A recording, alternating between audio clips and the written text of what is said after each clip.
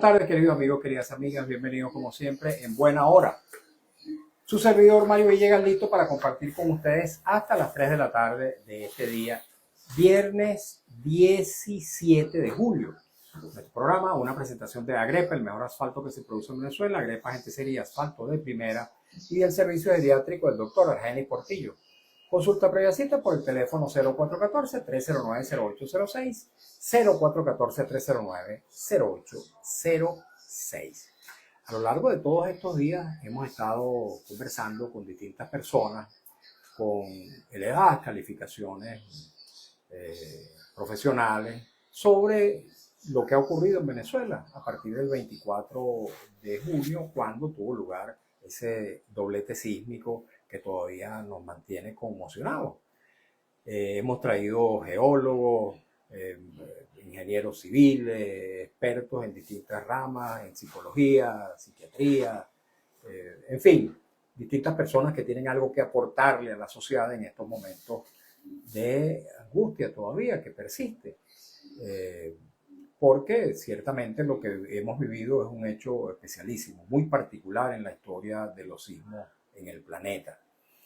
Hoy vamos a estar hablando con una persona también altamente calificada en algunas materias vinculadas a lo que ocurrió, al sismo.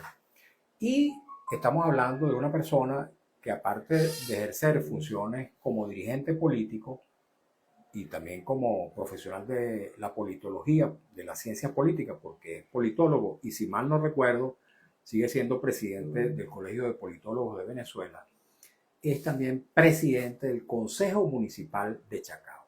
Y en esa triple condición lo hemos invitado a nuestro programa. Estamos hablando del concejal Máximo Sánchez, a quien doy cordial bienvenida. ¿Cómo estás, Máximo? Buenas tardes y muchas gracias, Mario, por la invitación.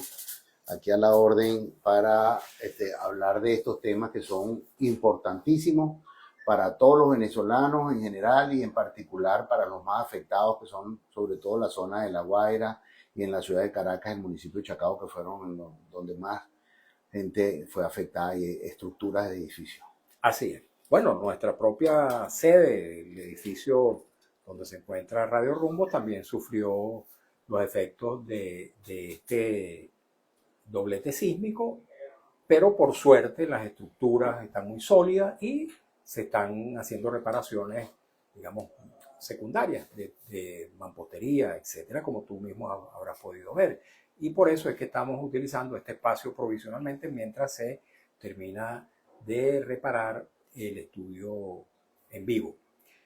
Máximo, la condición de presidente del Consejo Municipal de un municipio que resultó seriamente afectado y que tenía antecedentes desde el año 1967, cuando el sismo de aquel momento terminó derrumbando varios edificios y acabando con la vida de muchas personas. ¿Cómo lo viviste tú como presidente del Consejo Municipal desde esa investidura, desde la cual la sociedad y particularmente quienes viven en Chacao esperan orientación, esperan directrices de cómo afrontar ese momento?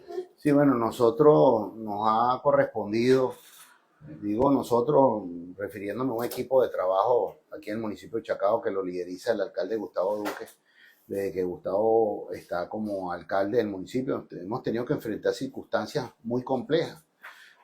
Cuando nosotros llegamos teníamos una situación económica en el municipio terrible, con unos niveles de hiperinflación que hacían del municipio y del presupuesto municipal agua que se iba entre las manos.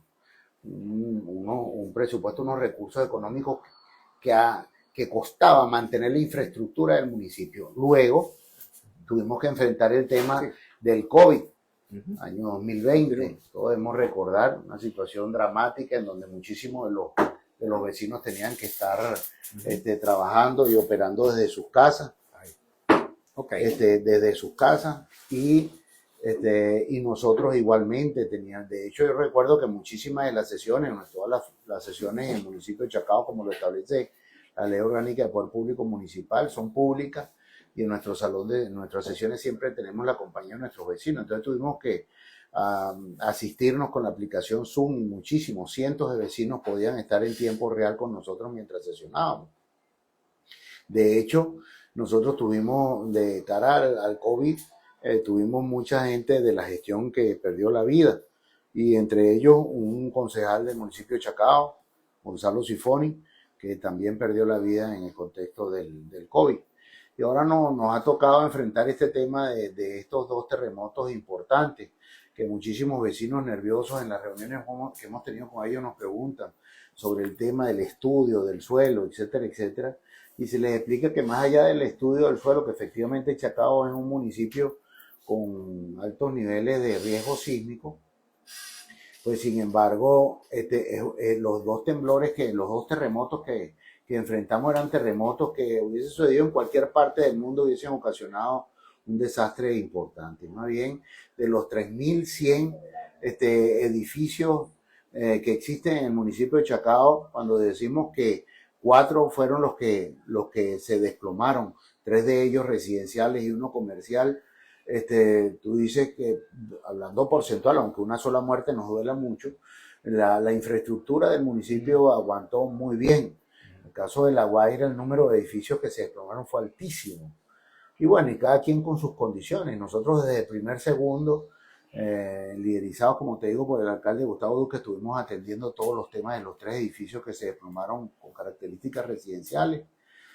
Y desde ese primer momento, por suerte, nosotros habíamos invertido una cantidad importante de recursos en materia de riesgo, con nuestra Dirección de Protección Civil, que está el director Luis Gonzalo a la cabeza de Protección Civil en el municipio de Chacao. Habíamos aumentado de manera significativa el número de personas dentro de esta dirección, y en ese sentido más de 200 funcionarios entre Protección Civil y Policía Municipal, Salud Chacao, Ambiente Chacao y la Dirección de Obra estuvieron abocados desde el primer segundo a asistir, a acompañar a nuestros vecinos.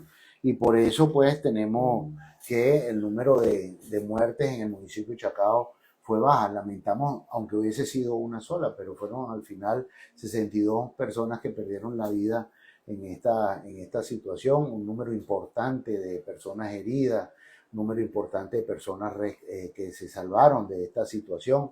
Ahora sí, un número importante de edificios que todos fueron afectados. Y aquí no estamos viendo, estamos en un edificio que cuando tú estás al lado de afuera da miedo entrar, da miedo entrar, y las personas cuando entran a este edificio les dan un casco para que pueda entrar, porque no es que se va a desplomar, pero las vigas y las columnas del edificio están en buenas condiciones, pero el movimiento trajo como consecuencia que se agrietó muchísimo el edificio, y así hay muchos edificios en el municipio de Chacao que pueden ser recuperados, pero claro, requieren de una inversión importante para ponerlos en condiciones adecuadas para que se puedan rescatar la cotidianidad de estos edificios, al igual que los edificios residenciales.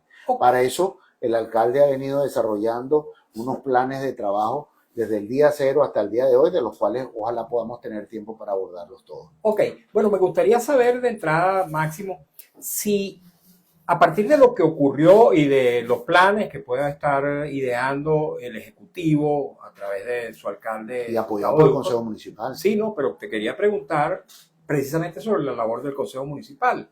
Si esos planes de algún modo se pueden realizar sin efectuar nuevas ordenanzas, sin tomar medidas legislativas. ¿Cómo es el papel? ¿Cuál es el papel del Consejo Municipal en ese nuevo momento, post terremoto y post programa?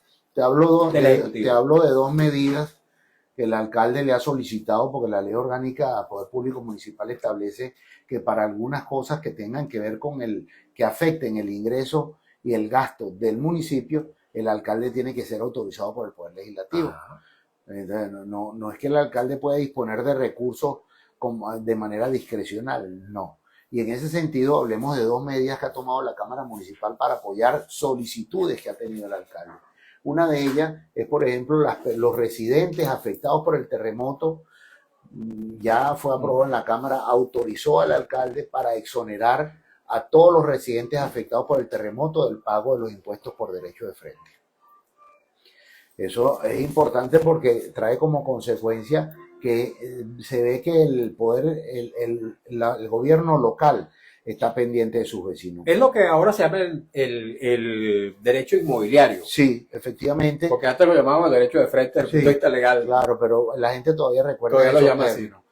Entonces, lo que te digo es lo siguiente, ahí tú tienes un poder legislativo y un poder ejecutivo local que están pendientes y al día. Porque En sintonía. En sintonía con la situación que está atravesando. Una segunda medida que le ha autorizado el Consejo Municipal al alcalde Gustavo Duque es la posibilidad de exonerar parcialmente, no, de llegar a acuerdo con nuestros contribuyentes, quienes asuman una posición de apadrinar alguna recuperación de una infraestructura, de un edificio. Estamos pensando en una primera etapa solamente del área residencial para que esos edificios que fueron muy afectados puedan estar en una situación en la cual puedan volver a ser habitables. No es porque se les va a caer encima a los vecinos, pero si usted pasa por algunas calles hay paredes que usted ve la poceta del baño a la vista. Entonces esa pared hay que recuperarla para que ese baño pueda ser utilizado de nuevo. O una habitación, un dormitorio, o en fin, hay apartamentos que tienen problemas desde pequeños hasta mucho y por eso se ha generado una metodología con 3 colores, que son el verde para las infraestructuras menos afectadas, amarillo para las que están un poco más afectadas y roja para aquellas que tienen alto riesgo. Y en ese sentido, con esos colores, tenemos un plan de trabajo con el cual estamos buscando recursos con organismos multilaterales e incluso con el gobierno nacional para solicitar apoyo económico para ayudar a las familias que fueron sumamente afectadas en el municipio. Por supuesto que el municipio también está en la disposición y por eso también hemos aprobado estos 2 acuerdos que autorizan el alcalde para disponer en la medida de lo posible los recursos para ayudar a los vecinos. Ese segundo acuerdo supone exonerar de impuestos o reconocer como parte de la obligación tributaria el financiamiento que puedan dar a la reconstrucción de esas edificaciones. Así mismo, incluso una empresa puede, por ejemplo, ayudar y con recursos que durante un año él va a dejar de pagar los impuestos porque ayudó en esta labor de solidaridad que estamos requiriendo de mucho apoyo, porque reconociendo la tragedia que ha enlutado a todo el país y sobre todo a La Guaira, pues presumimos que muchísimos apoyos de esos económicos se van a dirigir a La Guaira. Pero por supuesto que en Chacao también vamos a requerir de mucho apoyo. Hay muchos apartamentos donde vivía una pareja de abuelitos que vivía solamente de una pensión. Entonces, imagínate, esa gente no va a tener la capacidad para poder poner sus apartamentos al día. Y se requiere muchísima solidaridad. Al día de hoy, en todos los temas estamos asistiendo a nuestros vecinos. Desde el punto de vista de nuestros vecinos estamos tratando de que no estén en condiciones infrahumanas, en refugios, que en una primera época tuvieron algunas noches que pasar en la Plaza Bolívar de Chacao, en la Plaza Los Palos Grandes, en la Plaza Altamira. Pues ya muchos de esos vecinos están en habitaciones que han sido pagadas en los hoteles del municipio con descuentos especiales. Aquí hemos logrado niveles de solidaridad en todos los sectores.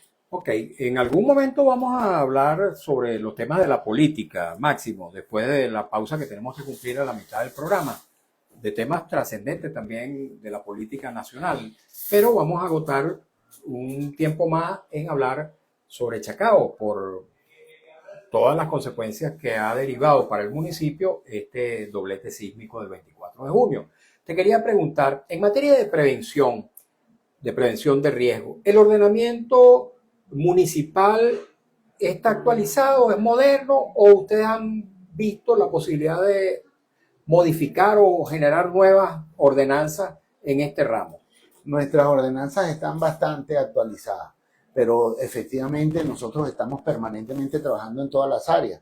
Casualmente nosotros tenemos a aprobar una primera discusión, una ordenanza que trata el tema de los movimientos sísmicos y de las medidas que se deben tomar para la construcción en estos temas. Es un proyecto de ordenanza que está en discusión. Con posterioridad al terremoto. Okay. Pero además que los especialistas que durante estos días hemos estado reuniéndonos con ellos nos han dicho que los movimientos sísmicos en el planeta están cambiando. Porque las leyes y el ordenamiento jurídico que existía en materia de construcción para prevenir con infraestructuras contra el sismo tenían un comportamiento de los terremotos de una manera y están empezando a comportarse de una manera distinta. Entonces, seguramente en los próximos tiempos, toda la reglamentación que hay en este tema, vamos a tener que volverla a revisar con estos criterios técnicos de ingenieros, de especialistas en materias de infraestructura, que vamos a estar también incorporando en toda esta nueva legislación. Ok, la relación con el gobierno central, con el gobierno provisional, ¿cómo ha sido en el marco de esta tragedia, Máximo? Bueno, nosotros le hemos solicitado ayuda absolutamente a todo el mundo, a organismos internacionales, al gobierno nacional, al gobierno regional, a todo el que ha querido ayudar. De hecho, cuando inmediatamente después de los terremotos, muchos voluntarios dependientes estuvo con nosotros apoyando. O sea, nosotros no le hemos dicho que no a nadie, porque este es el momento de la solidaridad. Y en ese sentido, pues por supuesto que sí, articulamos apoyos con el gobierno nacional, recibimos algunos apoyos del gobierno regional, por supuesto muchísimo apoyo hemos recibido de la empresa privada, nos apoyó con maquinaria pesada para poder, al día de hoy que estamos hablando aquí, son más o menos 2.000 camiones de escombros, se dice fácil, es una cantidad importante de escombros que han salido del municipio de Chacao y seguimos sacando, porque ahorita siguen sacando los vecinos escombros de sus apartamentos, de sus edificios, los ponen en el frente de su edificio y todos los días pasan camiones a recogerlo. Una de las cosas que se ha criticado es que una parte, no sé si toda, pero una parte de los escombros en el estado La Guaira, al parecer, han sido dispuestos en playa y en cercanías al mar. Me pregunto, esos 2.000 camiones de escombros que han salido del municipio de Chacao, ¿qué destino han tenido? Tiene un destino en Mariche, que en un lugar donde normalmente se ponen escombros de esa categoría. O sea, nosotros todo eso lo hemos hecho de acuerdo a los parámetros que corresponden y todos han ido hacia Mariche, todos esos 2.000 y pico de camiones que han salido del municipio de Chacao.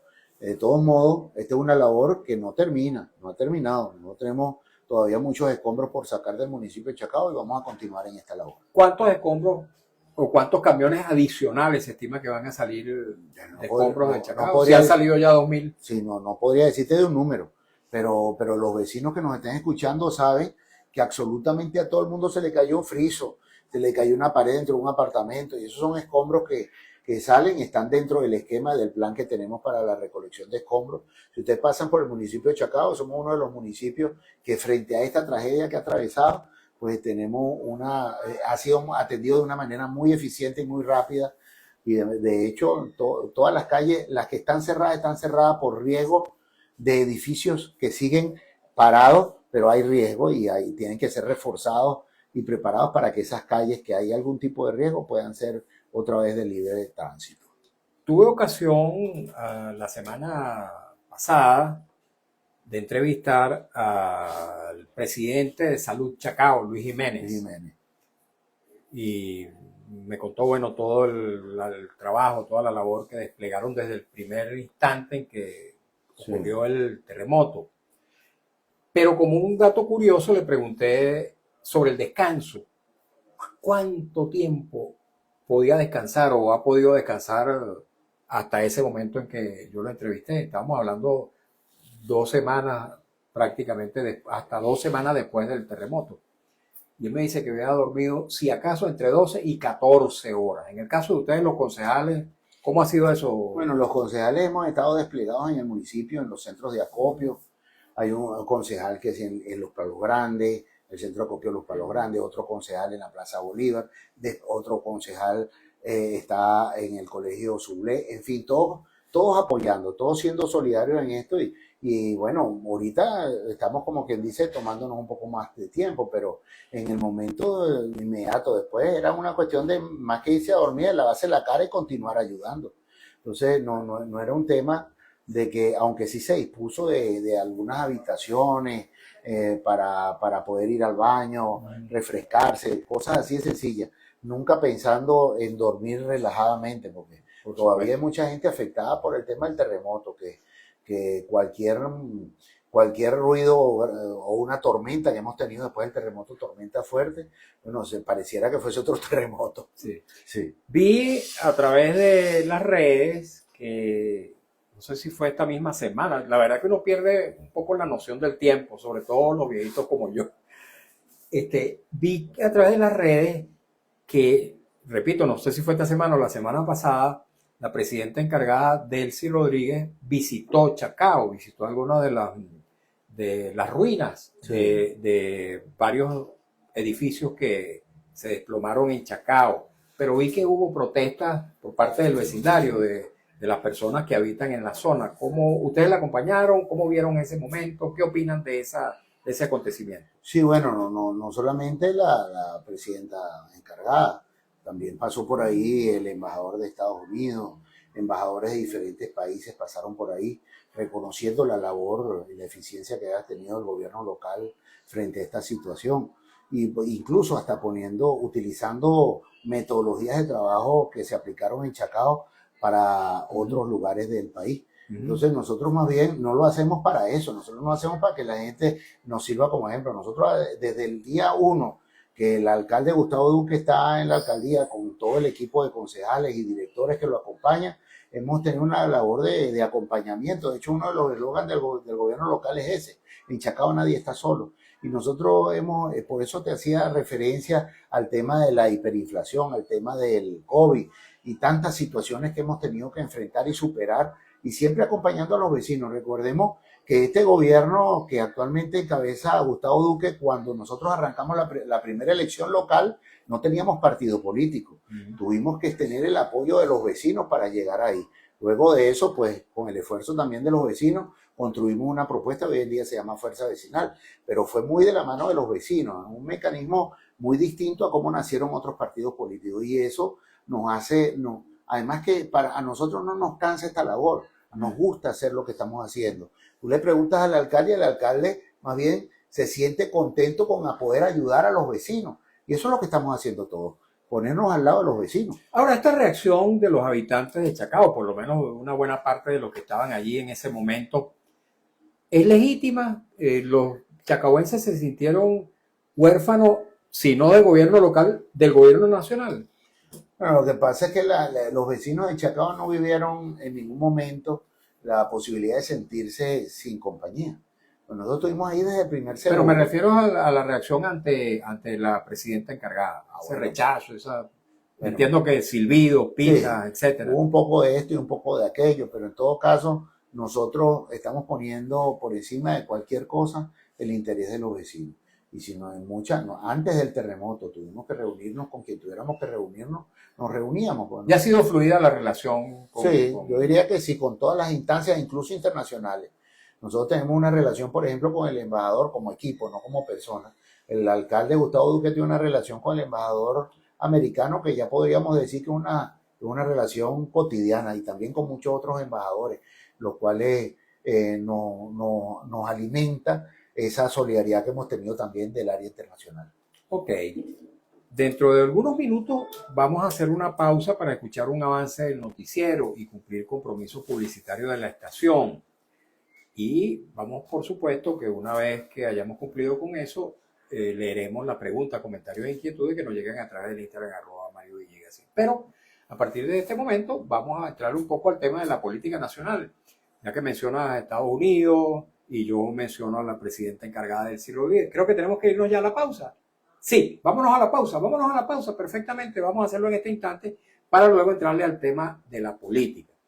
Vamos a escuchar un avance del noticiero y enseguida estaremos de vuelta con Máximo Sánchez. Él es presidente del Consejo Municipal de Chacao, es también secretario general del partido La Fuerza Vecinal y, como aditamento, presidente del Colegio de Psicólogos, del Politólogo de Venezuela. Ya venimos.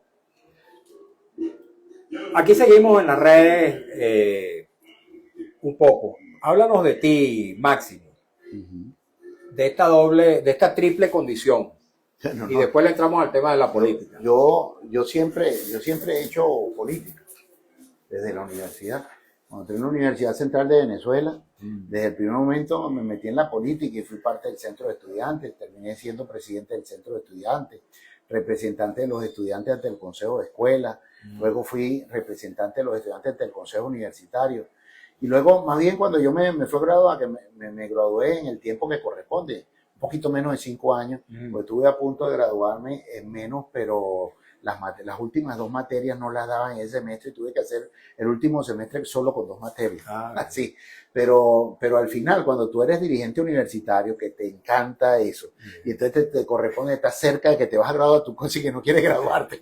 No, pero hay casos que empiezan a hacer otra carrera eterno. Sí, de hecho ya yo estaba inscribiéndome para seguir estudiando Derecho. Porque el que le gusta, te enamoras de la universidad. Bueno, y luego de eso, pues sí, asumí unos roles en el gobierno nacional, el segundo gobierno de Carlos Andrés Pérez. Me dieron una oportunidad ahí. ¿Qué papel desempeñaste ahí? Estuve en la Dirección de Identificación y Extranjería, hoy en día se llama SAIME. Me llamó el ministro de Relaciones Interiores para el momento, lo que llaman el policía Izaguirre. Cómo no, Alejandro Izaguirre. Sí. Cómo no, lo conocí bastante. Y en nombre del presidente me hicieron una propuesta, la acepté, y esa fue mi primera experiencia de trabajo después que ya era politólogo. Después de eso vino la situación de que tuvo que irse del gobierno Carlos Andrés Pérez, y estuve ahí también en el gobierno encargado. Con Velázquez. Con Velázquez, y luego en el arranque de Caldera, con lo que llamaban el chiripero. Luego ahí, como yo no era de esa tolda política, entonces paso al Consejo Nacional Electoral, también con un cargo de dirección ahí, en la Fiscalía de Cedulación. Y luego de eso salté como concejal metropolitano. Desde el primer Presidiste el Cabildo Metropolitano, sí, recuerdo. Tuve primero en una minoría ahí, cuando arranca Alfredo Peña, había mayoría del MBR 200, no existía el PSUV, y yo era concejal de Primero Justicia en ese momento. Y bueno, luego llegamos por primera vez con mayoría, 2007-2008, con Antonio Ledesma, y mayoría opositora en el Cabildo Metropolitano, que me corresponde a mí ser primer presidente opositor en el Cabildo Metropolitano, hasta que finalmente eliminan la Alcaldía Metropolitana y el Cabildo Metropolitano, y ya estaba como alcalde encargado Gustavo Duque en ese momento, y al día siguiente que desaparece la alcaldía del Cabildo, me nombra Gustavo Duque secretario de gobierno. Luego, a un año después de ese nombramiento como secretario de gobierno, se dan las elecciones locales, y es en donde yo aspiro a ser concejal, y he estado ayudándolo desde el Poder Legislativo, del cual tenemos una gestión de gobierno antes del terremoto, frente a la hiperinflación. Tuvimos que hacer una reingeniería completa de la legislación por el tema de la hiperinflación, lo cual trajo como consecuencia que empezáramos a recuperar económicamente al municipio. Luego vino la pandemia, que fue un tremendo golpe para la economía en general. ¿Te sientes más cómodo en el área legislativa que en el área ejecutiva? Bueno, la verdad es que las dos las disfruto mucho. Las dos las disfruto mucho, pero definitivamente, como he tenido varios periodos como concejal metropolitano y varios periodos como concejal local, la verdad es que es una relación de contacto directo con el vecino, que al que le gusta esto la tiene que disfrutar. Al que llega aquí a este cargo y se siente abrumado por la solicitud de los vecinos, es mejor que se dedique a otra cosa. Sí, pero no, yo creo que el alcalde Gustavo Duque lo ha venido haciendo muy bien, y bueno, y ahora con la lamentable situación con el terremoto, ha demostrado que es un alcalde que está, como el eslogan que él dice, 24/7 a la orden de los vecinos. Mira, y te da tiempo, chicos, para ocuparte un poquito del colegio de politólogos, que eres presidente de ese organismo. Bueno, recordemos que el tema gremial ha sido muy afectado con la gestión de Chávez, desde que llegó. Confiscaron las elecciones gremiales. Suspendieron las elecciones gremiales de todos los organismos. Eso, ahí hay una mora de todas las autoridades gremiales, estamos fuera del laxo en relación a las elecciones que corresponden, y ojalá que en el cortísimo plazo, que de hecho saludo la misión que viene liderizando Dinora Figuera aquí en el país, que creo que va a abrir espacios para que todos estos espacios de gremiales y no gremiales tengan procesos electorales transparentes y que puedan tener legitimidad todos los cargos de representación popular. Ok, de ese tema vamos a hablar ya. Creo que ya nos toca. No, vamos a escuchar un avance del noticiero rápidamente. ¿Si llega hasta acá la señal? No.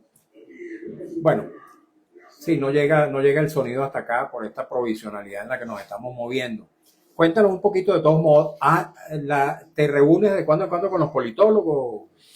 Sí, yo por ejemplo, con las nuevas tecnologías tenemos el tema del WhatsApp que ayuda muchísimo. Yo estoy por lo menos en 3 grupos de WhatsApp, en donde cada grupo de WhatsApp está por el orden de, tengo tiempo que no reviso cuántas personas lo integran, pero más o menos como unas 300 personas en cada grupo de WhatsApp, eso es más o menos como unos 900 colegas, amén de los que no están en esos grupos de WhatsApp y que también de vez en cuando me llaman para hablar de cualquier tema, aunque el tema gremial ahorita, como que dice, después de, sobre todo el tema de los terremotos, está un poco en pausa, ¿no? Claro. Pero en todo caso esto está ahí pendiente y ojalá que en el cortísimo plazo todas las autoridades electas podamos ser remozadas frente al tema del voto.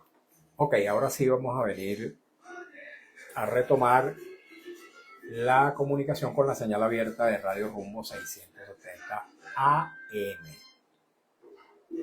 Seguimos en Buena Hora por Radio Rumbo 670 AM. 75 años con Venezuela. Continuamos, queridos amigos, queridas amigas, en Buena Hora. En el estudio, Máximo Sánchez, presidente del Consejo Municipal de Chacao, secretario general de la Fuerza Vecinal y presidente del Colegio de Politólogos de Venezuela. Voy a hacer un alto muy corto para hablarles del servicio geriátrico del doctor Argenis Portillo. Como siempre, resalto este servicio, conozco de la calidad profesional y la calidad humana, el compromiso existencial del doctor Argenis Portillo con la salud de los adultos mayores. Aparte de médico geriatra, es también médico intensivista, profesional de la medicina crítica, profesor de las escuelas de medicina Vargas de la UCB y de la Academia Militar. Tiene su consultorio en la esquina de La Cibarra, Avenida Urdaneta, también en el anexo del Hospital de Clínica Caracas en San Bernardino, y ofrece servicio domiciliario para aquellos casos en que el paciente así lo requiera. Le invito a tomar nota de su número telefónico 0414-309-0806, 0414-309-0806. Lo recomiendo ampliamente. Con Máximo Sánchez hemos estado hablando especialmente de Chacao, municipio capitalino, digo capitalino en el entendido de que está en la Gran Caracas, que ha sufrido con mayor fuerza los embates de este sismo doble que sufrimos los venezolanos el 24 de junio. Ahora vamos a hablar de política nacional, toda vez que él es secretario general, la máxima figura de una organización política, por lo menos en la tradición política venezolana y de otras partes del mundo. El secretario general es, como se dice popularmente, el hombre de la caja de los machetes. A pesar de que los partidos pueden tener presidentes y líderes que son de alguna manera la inspiración, pero el hombre que tiene la caja de los machetes es el secretario general. Ese es Máximo Sánchez. Acaba de mencionar Máximo, y esa es una pregunta primerísima que quería hacer, a Dinora Figuera. Dinora Figuera es la persona que, por cierto, fue compañera de ustedes en Primero Justicia. No, y en el Cabildo Metropolitano. Y en el Cabildo Metropolitano también, pero antes había sido concejal de Caracas, sí, del Libertador. Del Libertador.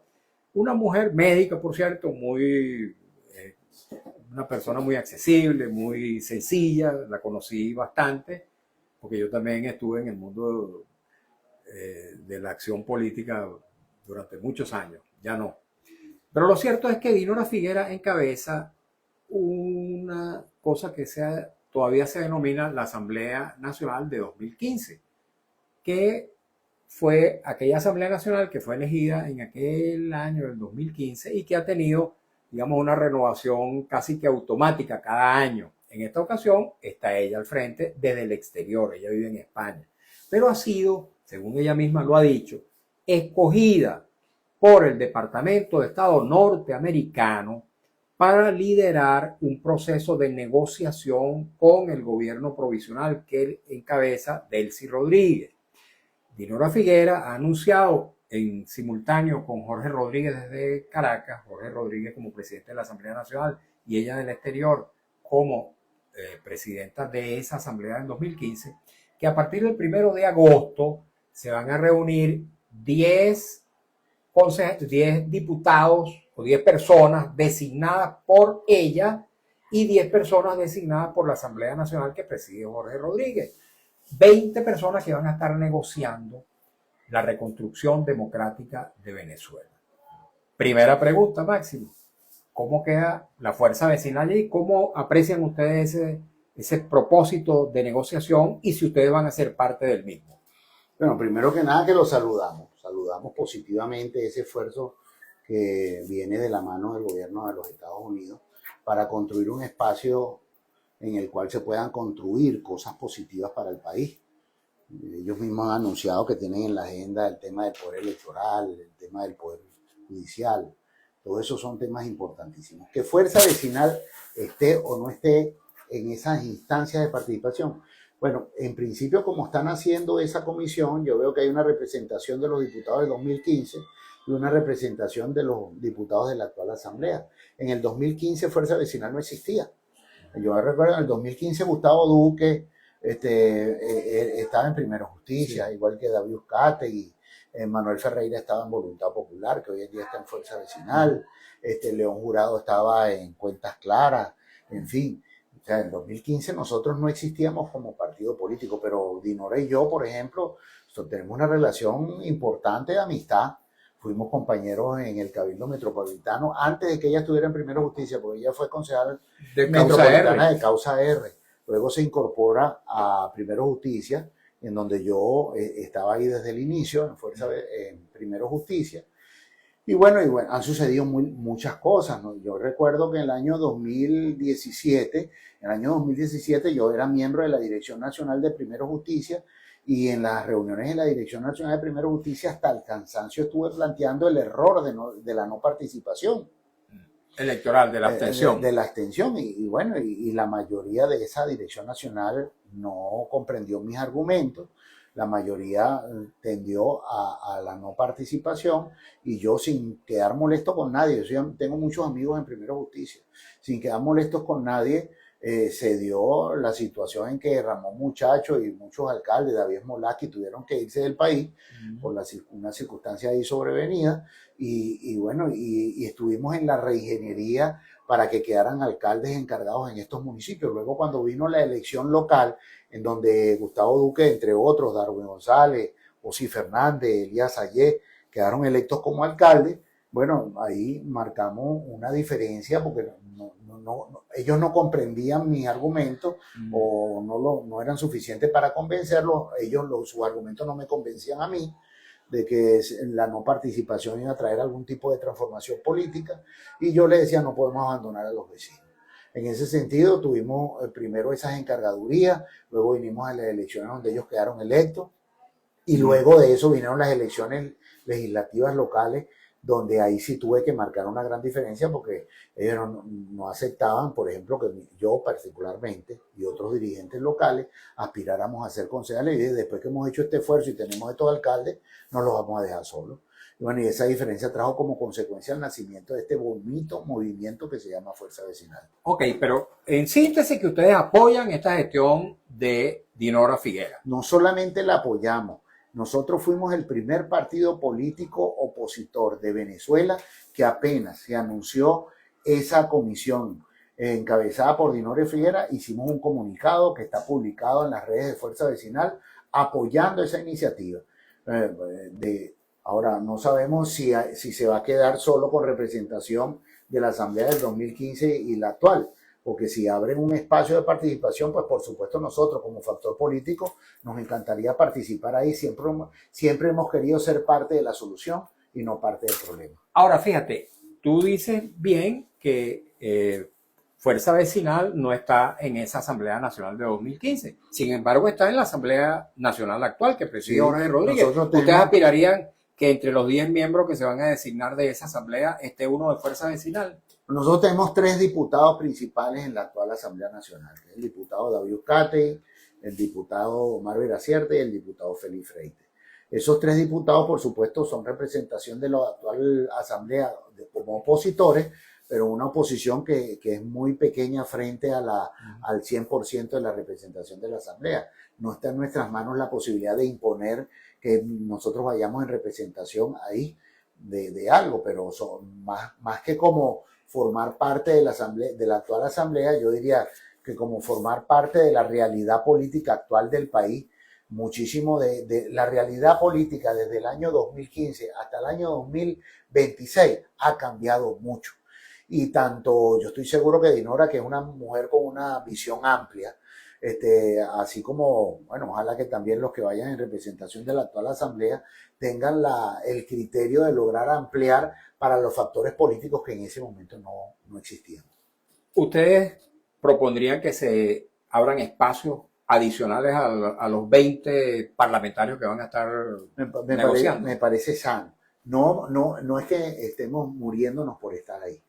Nosotros igualito vamos a respaldar la gestión de esa gestión y ojalá se logren avanzar en cosas positivas para los venezolanos.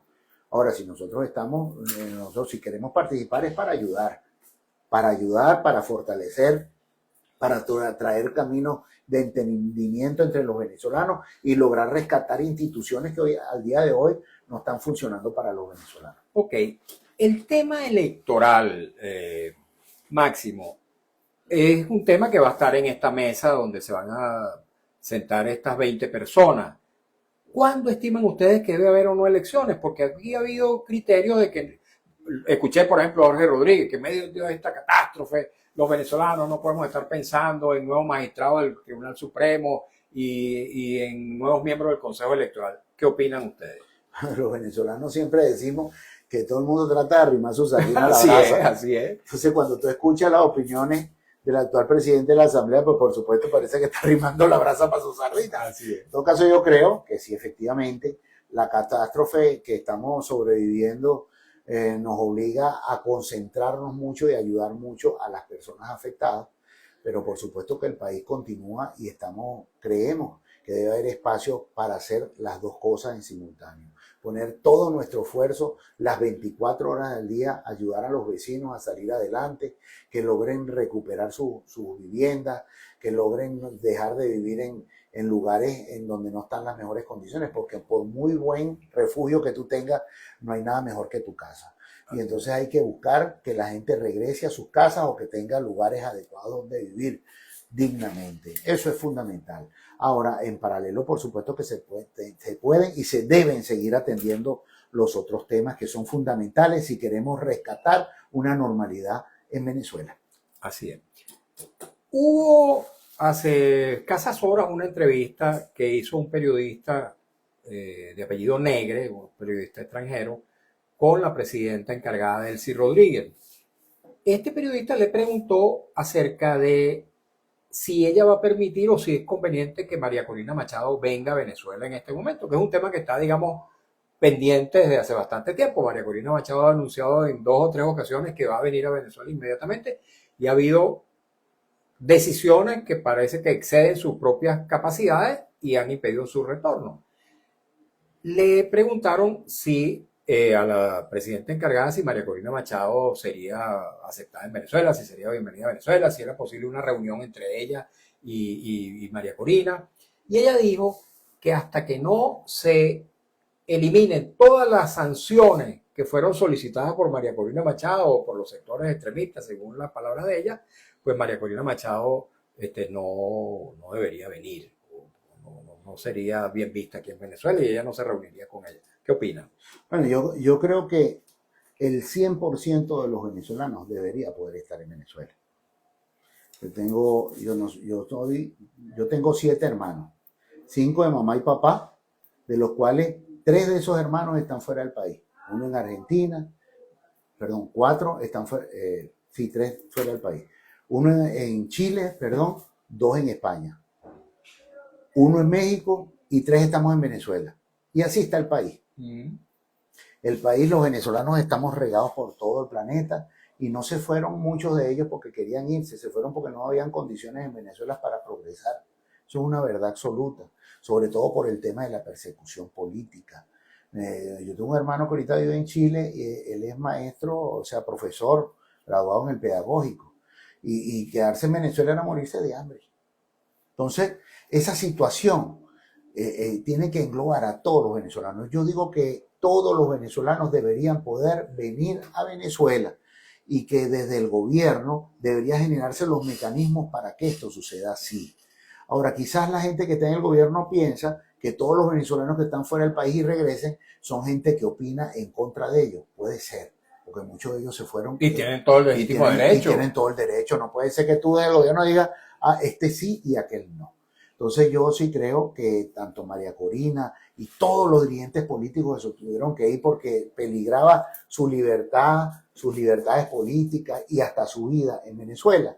Tienen que hacerles condiciones para que regresen al país. Ellos tienen que ser parte de la nueva realidad y la nueva normalidad en Venezuela.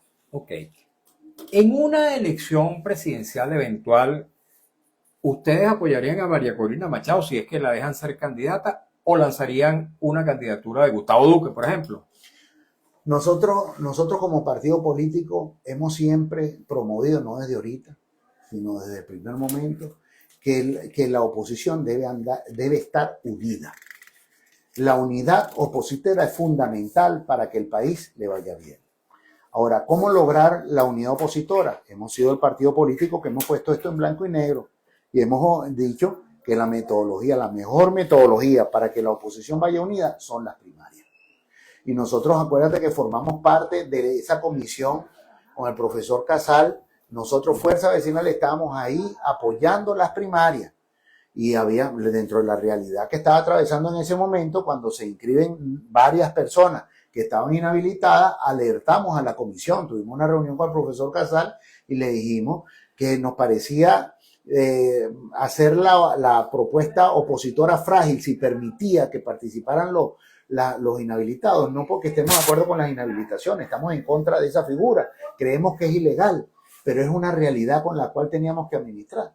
Bueno, no se nos escuchó, al final se impone por vía de las primarias María Corina, pero no la dejan participar. Entonces, al final del cuento, el tema es que nosotros tenemos que administrar realidades. Y así, como apoyamos las primarias en ese momento, en las elecciones que vengan, nosotros apoyamos que por un mecanismo de primaria se escojan los candidatos de la oposición. Y si se llama María Corina, José Rodríguez o Gustavo Duque, el nombre que tú le quieras dar, que sea porque los vecinos, los venezolanos, decidan que esos son los candidatos que ellos quieren para que sean los ¿Ustedes candidatos postularían opositores. a Gustavo Duque a esa primaria? Creo que estaríamos como adelantándonos mucho, pero por supuesto, nosotros nos sentimos súper orgullosos del trabajo que ha venido llevando adelante no solamente Gustavo Duque como alcalde de Chacao, Manuel Ferreira lo ha hecho muy bien en Lechería, Morel David lo ha hecho muy bien en Manegro, en Nueva Esparta, León Jurado lo ha hecho muy bien en Carabobo, y así todos los alcaldes han hecho un mejor esfuerzo, porque lo que nos diferencia a nosotros como partido político de los demás partidos políticos es nosotros creemos mucho en el liderazgo local. Y entonces, ¿cuándo habías visto tú que un secretario general nacional de un partido político fuese un concejal? Nunca. Tenía casi que tener requisitos, tiene que ser diputado. Sí. ¿No? ¿Y por qué? ¿Tú crees que yo tuve la posibilidad de ser diputado en estas elecciones? Si yo hubiese querido ser diputado, fuese diputado. Fuese uno de esos diputados de Fuerza Vecinal. Pero no, nosotros creemos en el liderazgo local y nos sentimos contentos con la gestión que vienen realizando nuestros diputados en la Asamblea Nacional. Pero creemos que el mecanismo para lograr la unidad opositora son las primarias. Ok, tenemos que leer algunos mensajes porque nuestra audiencia siempre está pendiente de participar y nos gusta que intervenga. Así que voy a permitirme a partir de este momento leer varios mensajes para que luego tú lo consideres en bloque. Claro que sí. Máximo. Dice Aquiles dice abrazo, bueno, un cordial abrazo. Esos abrazos siempre vienen bien, sobre todo en estos momentos tan difíciles que estamos viviendo los venezolanos. Dice León del Valle 62, urgente entender que si son abordadas las gestiones desde el rol que ocupan, tragedias como estas pueden ser menores, las pérdidas, control urbano, ingeniería municipal, catastro, entre otros. Totalmente de acuerdo. Alexis Jesús Tella dice, buenas tardes Mario y tu invitado, disculpa que me salga de la línea del programa, pero es que quiero saber de la salud de mi paisano trujillano Darío Montilla. Tengo días que no sé de Darío, como dije en estos días, sufrió un ACV hace un par de años y entiendo que está mejor, pero no he tenido contacto. León de Valle 62, lo ocurrido es una gran lección que invita a revisar roles y competencias a nivel nacional, la prevención y la importancia de campañas permanentes que eduquen al respecto. León del Valle dice, Mario, gracias, está realizando una buena labor desde esa comunicación esclarecedora y necesaria en tiempos turbulentos. Muchísimas gracias, León del Valle. Gregoria Romero dice, ¿por qué es tan difícil para el invitado reconocer que el desgobierno nacional no se hizo presente desde el minuto cero de la tragedia, ni en Chacao y menos en La Guaira? Bueno, efectivamente yo puedo hablarles de la realidad que nosotros vivimos aquí en el municipio de Chacao. Desde el primer segundo, ahí estuvo todo el gobierno local involucrado. Bueno, la verdad es que frente a una tragedia como esta, está como con un cronómetro en la mano, viendo cuándo me ayuda este y cuándo me ayuda el otro. Es como cuando tú vas a cumplir años, entonces tú vas anotando quién te felicitó y quién no te felicitó, como que le vas a poner una multa al que no te felicitó o que te felicitó tarde. No, yo creo que toda la solidaridad que se ha demostrado en Venezuela es bienvenida, desde el sector privado, del sector internacional, de todas las instancias de gobierno. Todo eso es bueno. Y con lo que dice León del tema de la prevención, quiero informarle que en el caso de la gestión de gobierno local de Chacao, nosotros veníamos mucho, era una parte de nuestro plan operativo. El plan operativo es hijo del presupuesto, o mejor al revés, el presupuesto nace del plan operativo. Y en ese plan operativo están incorporados por parte de la Dirección de Protección Civil y Riesgo del municipio de Chacao hacer asambleas con los vecinos frente a situaciones de catástrofe como los terremotos. Y nuestros vecinos estaban muy preparados frente a circunstancias como esta. Yo creo que por eso los números en el municipio de Chacao de muerte es bajo. Lamentamos así hubiese sido una sola, pero la gente tenía una inducción frente a una situación como esta. Ok, nos quedan 4 o 5 minuticos, voy a seguir leyendo algunos mensajes. Gregoria Romero le dice, lo que estuvo a la vista no necesita hoy de anteojos. Nos manda saludos Narciso Blanco, cordial saludo para Narciso Blanco y toda su familia. Arponchana dice, ¿por qué no se acaban de largar todos? ¿Saben? Son ilegítimos. Bueno, es una opinión.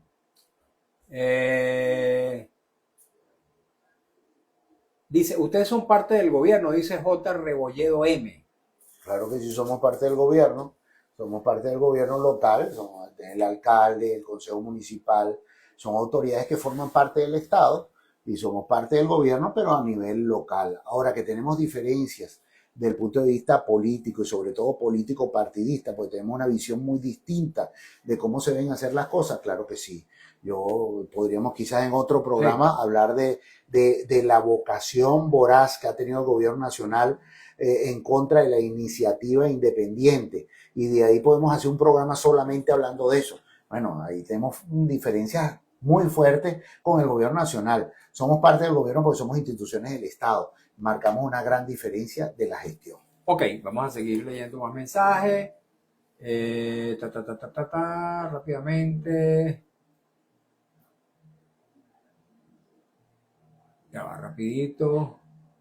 Ya, lo que pasa es que hay una persona que manda los mismos mensajes, lo repite. Dice Bernabé 66732, dice, saludos Mario, saludos a tu invitado. Pregunta, en la victoria franquista con la ayuda del fascismo, ¿por qué la población se iba en masa si se supone que con la victoria franquista se acababa el yugo comunista? Gracias, ¿puedes responder? Mira, no, yo no la puedo responder.